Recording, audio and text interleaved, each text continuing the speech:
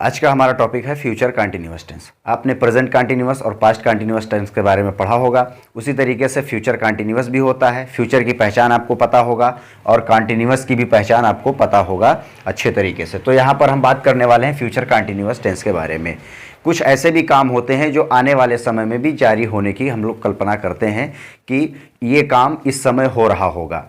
हम इस तरीके से लोगों से बातें करते हैं, तो उस टाइप के सेंटेंसेस को बनाने के लिए हम फ्यूचर कंटिन्यूअस की कैटेगरी में लेके जाते हैं। तो यहाँ आपको ध्यान देना है कि इसकी पहचान होती है रहा होगा, रही होगी, रहे होंगे, ये इसकी पहचान होती है। और हेल्पिंग वर्ब इसका विल बी होता है। यहाँ पर हम विल बी की जगह वुड बी का भी यूज़ करते हैं, लेकिन उसका मैं सेपरेट वीडियो लेक्चर बना दूंगा, इसमें आपको वो ध्यान देने की ज़रूरत नहीं है। तो आपको इतना ध्यान देना है कि इसकी हेल्पिंग वर्ब विल बी होती है। और आपने कंटिन्यूअस में पढ़ा होगा रहा के लिए हम मेन वर्ब में आईएनजी जोड़ देते हैं। इतना सिर्फ आपको 2-3 बातों का ध्यान रखना है, जैसे आपने प्रेजेंट कंटिन्यूअस और पास्ट कंटिन्यूअस में ध्यान रखा था, उसी तरीके से हम इसमें भी ध्यान रखेंगे। इसका रूल बनेगा subject plus will be plus verb plus ING plus object. और एक चीज ध्यान देना, हम वर्ब की फर्स्ट फॉर्म का यूज करेंगे, सेकेंड, थर्ड एंड कोई भी और फॉर्म का यूज नहीं करेंगे।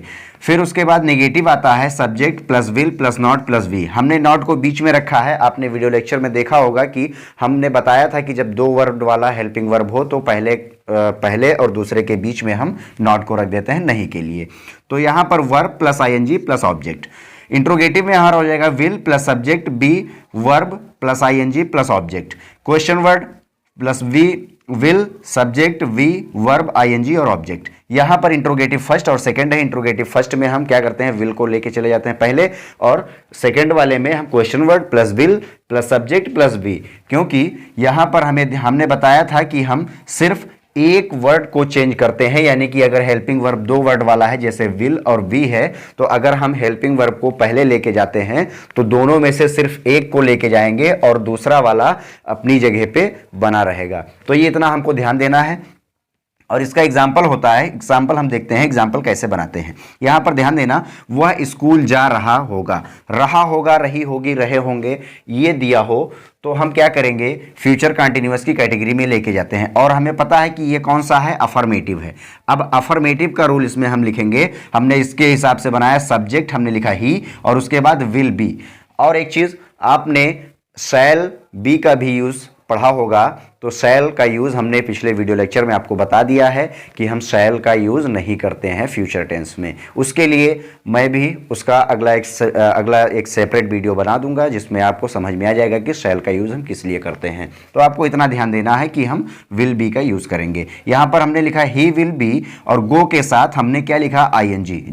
गो माने जाना होता है, इसमें आईएनजी लिख दिया। He will be going to school, ये इस तरीके से बनेगा अफर्मेटिव का। सेकेंड देखते हैं, लड़के स्कूल में फुटबॉल खेल रहे होंगे, रहा होगा, रही होगी, रहे होंगे। लड़के एक से ज्यादा हैं, द चिल्ड्रेन हो जाएगा, विल बी। और एक चीज ध्यान देना, एक वचन हो या बहुवचन हो, जब सिंगल वर्ड का यानी एक ही हो, अगर एक ही हेल्पिंग वर्ब है तो हम सभी सब्जेक्ट के साथ उसका यूज करते हैं। तो the children will be playing football in school, इतना हमको ध्यान देना है। हम कल दिल्ली नहीं जा रहे होंगे, यहां पर कल की बात है और दिल्ली नहीं जा रहे होंगे, रहा होगा, रही होगी, रहे होंगे, उसके लिए हम विल बी का यूज करते हैं, फ्यूचर कंटिन्यूअस की कैटेगरी में उसको लेके जाते हैं। तो आपको ध्यान देना है, हम की अंग्रेजी होता है वी और वी के साथ विल नॉट बी। हमने नॉट को बीच में रख दिया क्योंकि नहीं के लिए हम नॉट को लिखते हैं। तो we will not be going to Delhi tomorrow, हमने टुमारो लिख दिया क्योंकि आने वाले कल की अंग्रेजी टुमारो होती है और बीते हुए कल का एस्टरडे होता है। तो यहां पर हम टुमारो यूज करेंगे। मैं उस समय खाना नहीं खा रहा हूंगा, मैं उस समय खाना नहीं खा रहा हूंगा, सॉरी 2 बार लिख गया है, मैं उस समय खाना नहीं खा रहा हूंगा। यहां पर आपको ध्यान देना है, मैं है तो I will not B, not नहीं के लिए हमने नॉट लिखा, बीच में लिख दिया I will not be eating food at that time, उस समय यानी आने वाले समय की बात हो रही है।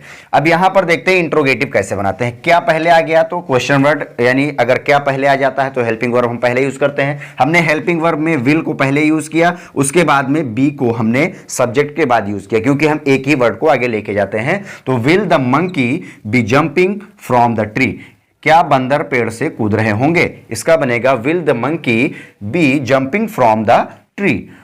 वह उसे गाली क्यों दे रहा होगा, क्यों बीच में आ गया, और रहा होगा, रही होगी, रहे होंगे, फ्यूचर कंटिन्यूअस टेंस में लेके जाते हैं। क्यों हमने बीच में आ गया तो उसकी अंग्रेजी हम पहले लिखेंगे व्हाई विल ही बी, हमने सब्जेक्ट को बीच में रखा, why will he be abusing him, why will he be abusing him. इस तरीके से हम फ्यूचर कंटिन्यूअस को बनाते हैं। और यहाँ पर दो तीन चीज़ें आपको सिर्फ ध्यान रखना है, टेंस की पहचान क्या होती है, उसकी हेल्पिंग वर्ब क्या होते हैं, और उसके वर्ब की कौन सी फॉर्म का यूज़ करते हैं। ये चीज़ें अगर आपके माइंड में सेट हैं तो आपका सेंटेंस ऑटोमेटिक बनेगा। और एक चीज़ मैंने आपको बताया था कि अगर आपका part of sentence, type of sentence अगर क्लियर नहीं है तो आप सेंटेंस नहीं बना सकते हैं। पहले आप उसको क्लियर कर लीजिए, उसके बाद में इन सेंटेंसेस को आसानी से बना सकते हैं। तो आज का लेक्चर हम यहीं पे ख़त्म करते हैं। अगला टॉपिक अगली वीडियो में